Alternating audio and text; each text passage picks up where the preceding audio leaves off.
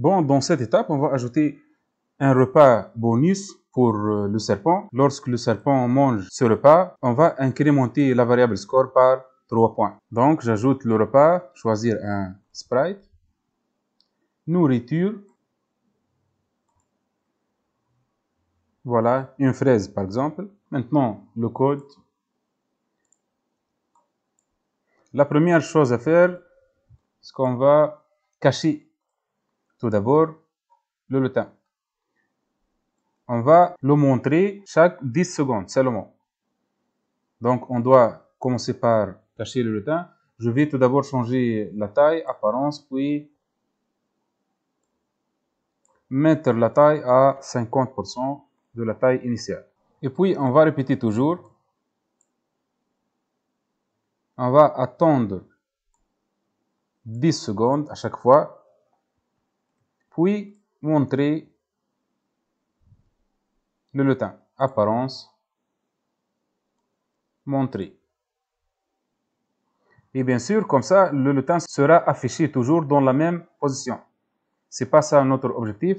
On va utiliser le code comme le code de repas. Voilà, c'est pour montrer, voilà, le repas dans une position aléatoire. Voilà, je vais copier comme ça. Voilà, cliquer, glisser vers strawberry et je supprime ça. Voilà,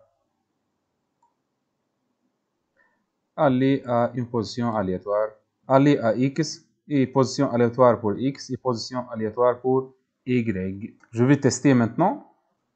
Il faut attendre 10 secondes, bien sûr.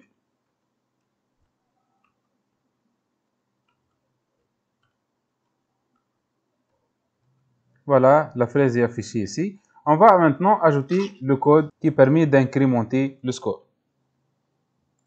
Un autre script, CTRL vert et cliquer. Puis, répéter toujours, bien sûr. Et puis, avec si, capteur, touche. Voilà, touche la tête. N'oubliez pas que notre lutin s'appelle tête. Ajouter 3 à score. Et bien sûr, lorsque le serpent mange la fraise, on doit cacher la fraise aussi. Donc, c'est apparence, puis cacher. C'est en test maintenant.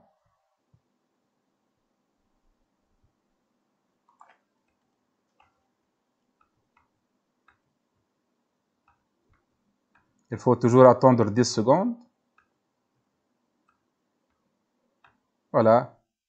Le score a été incrémenté par 3 points. Maintenant, on va ajouter un code de triche. C'est cheat code qui permet de supprimer une partie de corps de serpent. Voilà, dans le lutin corps. Voilà ici, événement, puis quand la touche space, on va choisir par exemple la touche D. Et lorsque l'utilisateur appuie sur la touche D, on va supprimer le clone. CTRL, puis tout en bas, supprimer ce clone. Je vais tester maintenant, voilà. J'appuie maintenant sur la touche D. Voilà, une partie de serpent a été supprimée, voilà, une autre fois, etc. Maintenant, pour le lutin tête, on va ajouter un bouton qui permet d'activer le mode de triche. C'est avec une variable, voilà. Par exemple, quand espace est pressé, lorsque j'appuie sur la touche espace, on va activer ce qu'on appelle le mode de triche. Voilà. Avec si et sinon, on va créer tout d'abord une variable. Créer une variable. Triche mode. OK. Opérateur.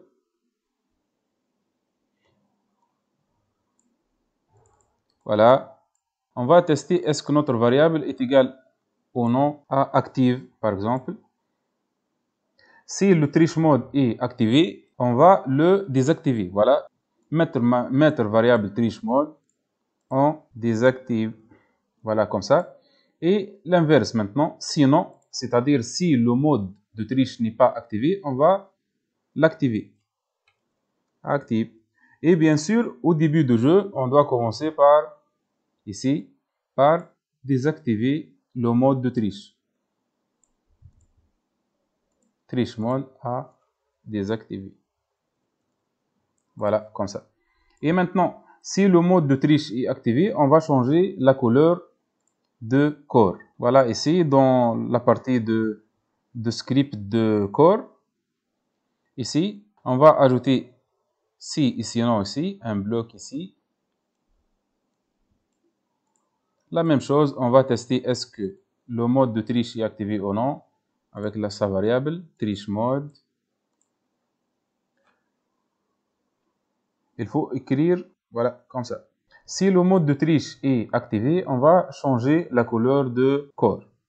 Donc, apparence, ajouter 25 à l'effet couleur.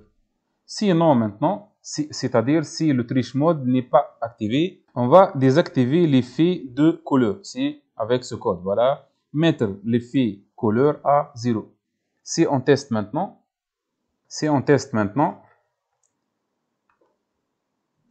le triche mode maintenant est désactivé. J'appuie maintenant sur espace. Le triche mode est activé. Voilà. Et maintenant, lorsque la couleur est changée, normalement, le serpent peut manger son corps. Voilà. Mais il y a une chance sur 1000 que le serpent, c'est-à-dire la tête, touche le corps quand la couleur est égale à la couleur de costume ici. C'est la couleur qu'on a mis ici. Voilà.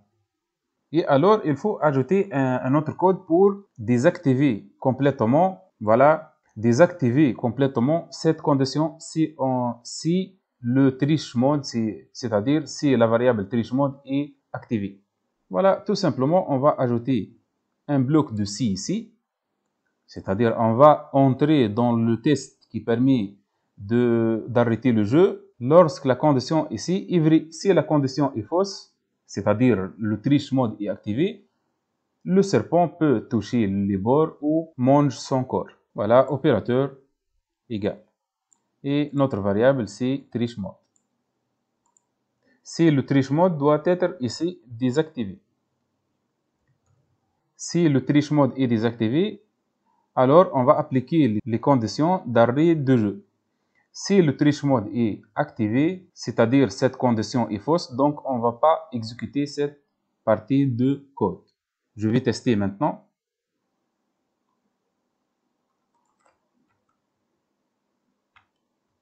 Voilà. J'active maintenant le triche mode. Voilà, les couleurs ont changé. Voilà. Je peux passer par les bords. Voilà, comme ça. Je vais passer par le corps de serpent, etc. Désactiver maintenant. Voilà. Le jeu est arrêté. Bon, ce jeu est terminé. On va commencer un autre jeu, bien sûr, où il y a plusieurs autres trucs et astuces qu'il faut les savoir, bien sûr. Je vais enregistrer ça, sauvegarder. Et ici, on va ajouter ici serpent version 2 enregistré. Et merci pour votre attention.